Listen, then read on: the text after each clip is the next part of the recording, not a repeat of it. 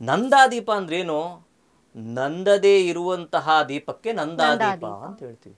ನಂದದ ಯಾವುದು ಹಾರ್ಲೇಬಾರ್ದು. ಯಾಕೆ ಆರಬಾರ್ದು ಅಂದ್ರೆ ದೀಪದಿಂದ ಭಗವಂತನನ್ನ ನೋಡಿ, ಭಗವಂತನನ್ನ ಕಾಣಲಿಕ್ಕೆ ದೀಪ ಬೇಕು ಅಂತ ಹೇಳ್ತಾರೆ. ಅಂದ್ರೆ ದೀಪದಲ್ಲೇ ಭಗವಂತನನ್ನ ಕಾಣಬೇಕು.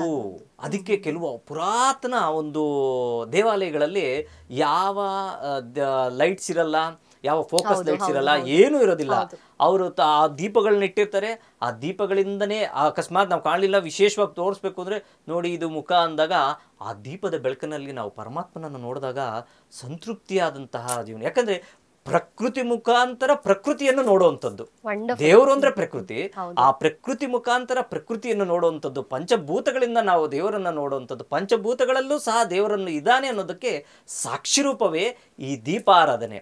ಆ ಕಾರಣದಿಂದ ಎಲ್ಲರೂ ಮನೆಯಲ್ಲಿ ದೀಪದ ಒಂದು ಬೆಳಕನ್ನು ಚೆಲ್ಲುವಂತ ಪ್ರಯತ್ನ ಮಾಡಿ. ಪ್ರತಿನಿತ್ಯ ಅಷ್ಟೇ, ದೀಪಾವಳಿ ಹಬ್ಬ ದಿವಸ ಅಂತನಲ್ಲ,